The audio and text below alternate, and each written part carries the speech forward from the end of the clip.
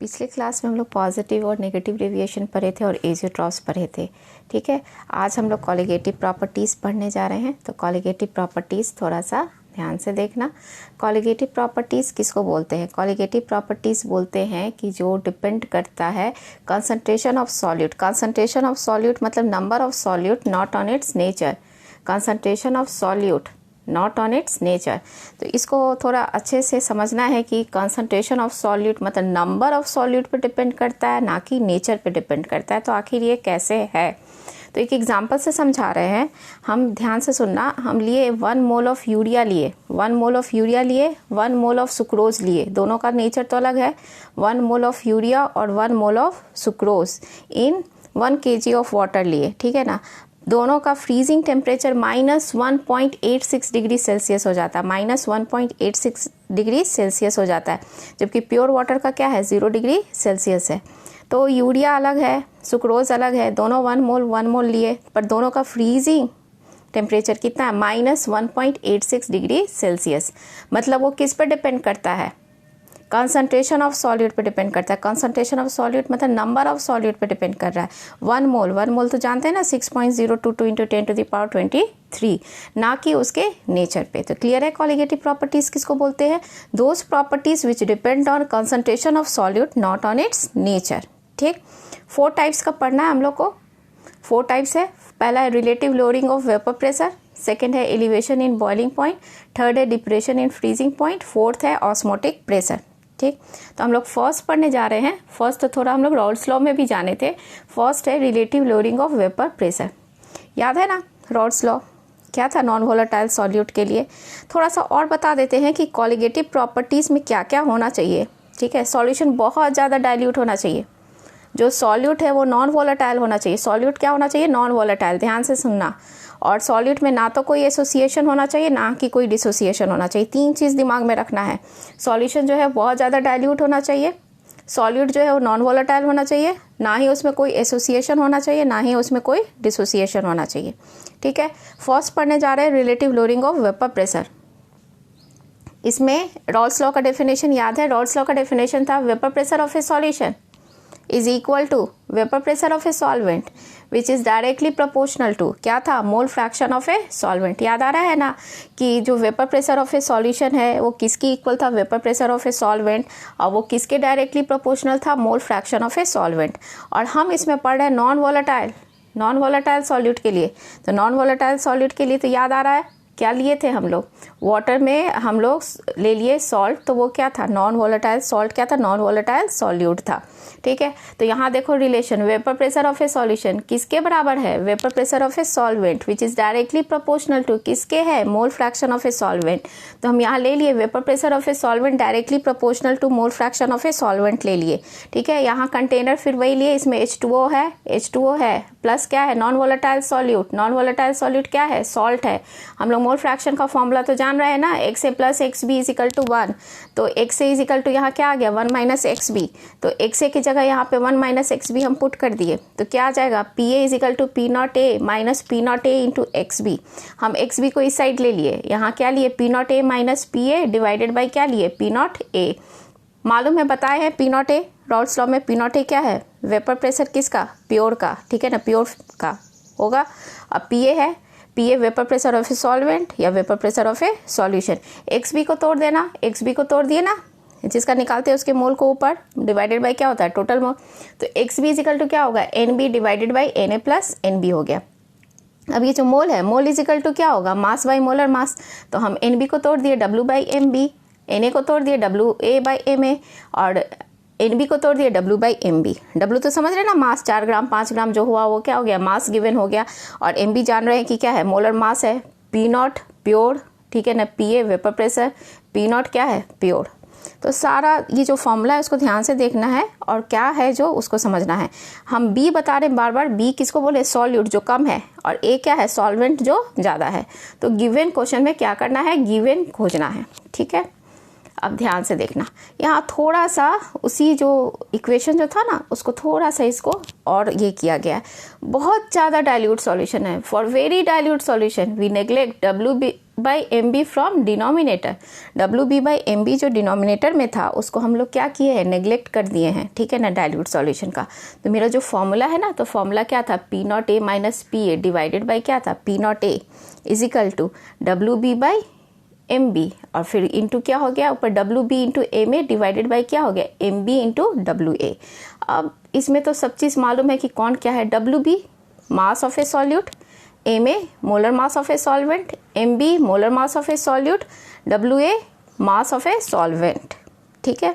और P naught A minus P A divided by P naught A मालूम है, ठीक है। अब इसे तुम लोग जितना भी बोर्ड एग्जाम का क्वेश्चन है, मेंस का क्वेश्चन है या नीट का क्वेश्चन है, आराम से इजीली हो जाएगा। बस ये फॉर्मूला और गिवन तुम लोग को थोड़ा सा खोजना होगा क्वेश्चन में कि हाँ कहाँ कहाँ क्या चीज़ गिवन है। तो यहाँ देखो ये क्वेश्चन है एनसीईआरटी एग्जाम्पल का क्वेश्चन है, ध्यान से जरा देखना question. The vapor pressure of a pure benzene at a certain temperature is 0.850 bar। Pure है तो समझ गए ना क्या है, पी नॉट ए, ठीक। फिर देखो when a non volatile non electrolyte solute, ठीक है ना, weighing 0.5 gram is added to 39 gram of benzene. Benzene का मोलर मास दिया हुआ है 78 ग्राम पर मोल। Then vapor pressure of a solution becomes 0.845 bar. What is the molar mass of a solid substance? तो यहाँ पे P नॉट ए मिल गया हमको, P नॉट ए क्या मिला है 0.850 बार मिल गया। P ए दिया हुआ है ना सॉल्यूशन 0.845 बार, P ए भी दिया हुआ है। डब्ल्यू बी किसको बोलते हैं, B जो कम होता है, कम यहाँ पे कौन है 0.5 ग्राम, ठीक है। डब्ल्यू ए किसको बोलेंगे जो ज़्यादा है, ए क्या है 39 ग्राम, ठीक है ना। अब उसके बाद क्या निकालना है, molar mass of A solid substance निकालना है, मतलब ये सॉल्यूट का मोलर मास एम बी आप लोग को निकालना है, ठीक है ना। और M A molar mass benzene का दिया हुआ है, कितना दिया हुआ है 78 ग्राम पर मोल। तो हम चाहेंगे कि आप लोग यहाँ पे पॉज करके सबसे पहले है ना इसको क्वेश्चन को सॉल्व कर लीजिएगा, ठीक है ना। फिर आगे जो हम सॉल्व किए हैं उसको आप लोग देख लीजिएगा।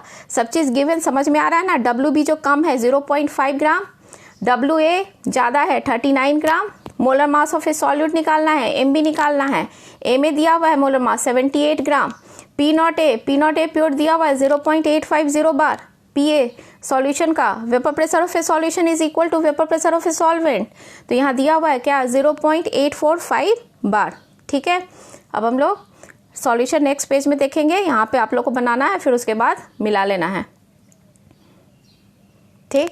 अब देखो पी नॉट ए हम यहाँ दे दिए, पी ए दे दिए, डब्ल्यू बी है, डब्ल्यू ए है, एम ए है, एम बी है, सब इक्वेशन को यहाँ पे पुट करना है। पी नॉट ए यहाँ रखे हैं, पी ए रखे हैं, फिर पी नॉट ए रखे हैं, डब्ल्यू बी यहाँ रखे हैं, एम ए रखे हैं, एम बी निकालना है, और ये डब्ल्यू ए 39.0 है। आंसर मेरा आ जाएगा मोलर मास 170 ग्राम पर मोल। मोलर मास का यूनिट जो है वो 170 ग्राम पर मोल है, ठीक है। अब उसके फिर नेक्स्ट क्वेश्चन देखेंगे। नेक्स्ट क्वेश्चन आया हुआ एग्जाम का है, देखो a solution is made by dissolving 30 gram of non volatile solute in 90 gram of water. 30 ग्राम है, कम है, 90 ग्राम ज़्यादा है, मतलब क्या है 30 ग्राम क्या होगा तुम्हारा डब्ल्यू बी होगा, 90 ग्राम क्या होगा डब्ल्यू ए होगा, ठीक है। It has a vapour pressure of a 2.8 kilo pascal at 298 kelvin. Vapour pressure दिया हुआ है कितना 2.8 किलो पास्कल एट 298 केल्विन, मतलब कि ये वेपर प्रेशर तुम्हारा किसका दिया हुआ है, सॉल्यूशन का दिया हुआ है। फिर क्या है at 298 kelvin the vapour pressure of a pure water, P naught A pure water कितना दिया हुआ है 3.64 kilo pascal. Calculate the molar mass of a solute, easily बनेगा। ये पी नॉट ए है, ये पी ए है, और हमको क्या निकालना है molar mass of a solute निकालना है, एम बी निकालना है, ठीक है। तो इसको भी आप लोग सॉल्व करेंगे, फिर उसके बाद आप पॉज करके पहले सॉल्व कर लेना है, और फिर क्वेश्चन का आंसर आप लोग को मिला लेना है। नेक्स्ट बढ़ो एनसीईआरटी एक्सरसाइज। एनसीईआरटी एक्सरसाइज का क्वेश्चन नंबर 2.15, ठीक है। ये क्वेश्चन बहुत इंपॉर्टेंट है, यहाँ पे थोड़ा सा तुम लोग को याद रखना है वेपर प्रेशर, ठीक है ना। वेपर प्रेशर प्योर का यहाँ पे गिवन नहीं है, प्योर का जो वाटर का वेपर प्रेशर 1.013 बार होता है, इसको आप लोग याद करके रखना, ठीक है ना। अब देखो जरा यहाँ 2% दिया है, 2% तो सिखाए थे ना, 2% मतलब कितना ग्राम 2 ग्राम। 2 ग्राम अगर सॉल्यूट होगा तो सॉल्वेंट कितना ग्राम होगा 98 ग्राम सॉल्वेंट होगा, ठीक है। पी नॉट ए 1.013 ये आप लोग याद रखेंगे, पीए क्या है 1.004 बार दिया हुआ है क्वेश्चन में, 1.004 बार डिवाइडेड बाई क्या है P naught A. W B बताए कम 2% दिया हुआ है 2 ग्राम, ठीक है। तो डब्ल्यू ए कितना होगा 98 ग्राम, 2% है डब्ल्यू बी तो W A 98 gram. Molar mass water का लेंगे ना, वाटर है, वाटर का मोलर मास कितना हो जाएगा H2O का 18, और हम लोग को यहाँ पे क्या निकालना है MB निकालना है, ठीक है ना। ये आंसर आ गया MB 41.35 ग्राम पर मोल, ठीक है। तो यहाँ पे आपको प्योर वाटर का वेपर प्रेशर याद रखना है क्या 1.013 बार, ठीक है ना। ये चीज़ आप लोग को याद रखना है। चलिए नेक्स्ट मूव करेंगे हम लोग। ये IIT मेंस का क्वेश्चन है, 2015 का क्वेश्चन है, आप लोग आराम से बना लेंगे। ये हम क्वेश्चन सॉल्व नहीं किए हैं, तुम लोग इसको बनाओगे। तो देखो क्वेश्चन है the vapour pressure of acetone at 20 degree Celsius is 185 torr pressure का यूनिट, ठीक है ना। जैसे बार है mmHg है वैसी टॉर हुआ। When 1.2 gram of non volatile substance was dissolved in 100 gram of acetone at 20 degrees Celsius. Its vapor pressure was 183 torr, the molar mass of a substance. ठीक है, मेंस का क्वेश्चन था, आसान क्वेश्चन है। जरा देखो तो पी नॉट ए और पी ए खोजना है। आराम से आप लोग पी नॉट ए और पी ए इसमें क्या करेंगे खोज लेंगे। पी नॉट ए तुम्हारा क्या है vapour pressure of acetone, P naught ए कितना दिया हुआ है 185 टॉर, ठीक है ना। एसीटोन प्योर 185, जब उसमें मिला दिए, ठीक है ना, नॉन वोलेटाइल, तो पी ए कितना हो जाएगा 183, ठीक है। तो molar mass of a substance निकालना है, मतलब MB निकालना है। और तुमको दिया हुआ है ना WB किसको बोल रहे हैं जो कम है, WB क्या है 1.2 ग्राम है, WA क्या है 100 ग्राम है, ठीक है। तो हम लोग इसमें क्या कैलकुलेट करेंगे MB, और मेरा ये आंसर आ जाएगा C ऑप्शन आंसर आ गया, ठीक है। अब उसके बाद हम लोग पढ़ेंगे, ये क्लियर ना, vapour pressure, relative loading of vapour pressure, ठीक है। फिर नेक्स्ट हम लोग का सेकेंड कॉलिगेटिव प्रॉपर्टी जो है वो है elevation in boiling point. Elevation in boiling point के लिए सबसे पहले बॉइलिंग पॉइंट का डेफिनेशन जानेंगे। बॉइलिंग पॉइंट का डेफिनेशन क्या है, the temperature at which vapour pressure becomes equal to atmospheric pressure, उसको क्या बोलते हैं बॉइलिंग पॉइंट बोलते हैं, ठीक है ना। The temperature at which vapour pressure becomes equal to atmospheric pressure, उसको बॉइलिंग पॉइंट हुआ, ठीक है ना। अब एलिवेशन इन बॉइलिंग पॉइंट, ठीक है ना, ध्यान है हम लोग जब भी एक को बॉईल करते हैं तो पानी में क्या डाल देते हैं, नमक डाल देते हैं, सॉल्ट डाल देते हैं। क्यों डालते हैं, क्योंकि उसका बॉइलिंग टेम्परेचर बढ़ जाता है। मतलब अगर केवल वाटर है तो बॉइलिंग टेम्परेचर क्या है कम है सॉल्वेंट का, और हम उसमें सॉल्ट डाल दिए तो सॉल्यूशन हो गया ना, तो बॉइलिंग टेम्परेचर क्या हुआ बढ़ गया। वही है एलिवेशन इन बॉइलिंग पॉइंट जो इसमें हम लोग पढ़ने जा रहे हैं, ठीक है।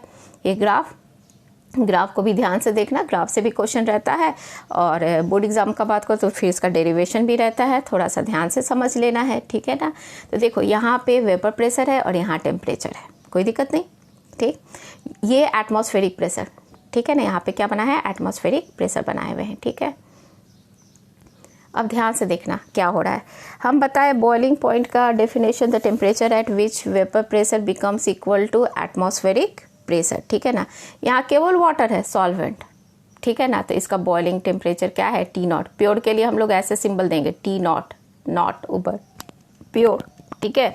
अब उसमें हम क्या डाल दिए सॉल्ट डाल दिए तो क्या हो गया सॉल्यूशन, बॉइलिंग टेम्परेचर बढ़ गया, ये क्या हो गया T हो गया। ध्यान से फिर से, इधर वेपर प्रेशर इधर टेम्परेचर, एटमॉस्फेरिक प्रेशर। जब वेपर प्रेशर किसके बराबर होगा एटमॉस्फेरिक प्रेशर के, तब क्या होगा बॉयल होगा। तो यहाँ सॉल्वेंट का बॉइलिंग टेम्परेचर, सॉल्वेंट प्योर है ना टी नॉट लिए, और यहाँ वाटर है, वाटर में क्या डाल दिए सॉल्ट डाल दिए, तो सॉल्यूशन बन गया। सॉल्यूशन का बॉइलिंग टेम्परेचर क्या हो गया T हो गया, ठीक है ना। तो यहाँ पे क्या निकला elevation in boiling point. Elevation in boiling point को डेल्टा TB से डिनोट करेंगे। Delta TB is equal to क्या होगा T माइनस T नॉट होगा, ठीक है ना, final minus initial, T minus क्या हो गया T नॉट हो गया, ठीक। अब थोड़ा सा डेरिवेशन पे आते हैं। फॉर अ डाइल्यूट सॉल्यूशन, बार बार बोल रहे हैं कॉलिगेटिव प्रॉपर्टी किसके लिए dilute solution, for a very dilute solution, ठीक है ना। Elevation in boiling point is directly proportional to molar concentration of solute. Molal बोल रहे हैं, molality, molal concentration of solute, ठीक है। तो यहाँ क्या है delta TB elevation in boiling point is directly proportional to molality. Proportional का साइन हटा दिए तो क्या लगता है कांस्टेंट KB इंटू क्या हो जाएगा M। KB यहाँ क्या है मोलल एलिवेशन कांस्टेंट, ठीक है ना, उसको इब्लियोस्कोपिक कांस्टेंट भी बोलते हैं। और मोलालिटी का फॉर्मूला याद आ रहा है, मोलालिटी क्या था, number of moles of solute divided by mass of a solvent in gram, और ऊपर क्या मल्टीप्लाई करते थे 1000 से। तो देखो मोल क्या है WB/MB इंटू नीचे क्या हो जाएगा WA mass of a solvent into क्या हो गया 1000, ठीक है ना। ये मोलालिटी का फॉर्मूला, कोई दिक्कत। यहाँ पे फिर से देख लो, delta TB elevation in boiling point is directly proportional to molality.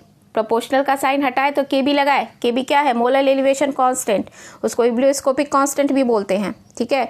और मोलालिटी को तोड़ दिए, मोलालिटी का formula number of moles of solute divided by mass of a solvent into ऊपर क्या किए हैं 1000 किए हैं, ठीक। बस फॉर्मूला याद रखना है आप लोग को।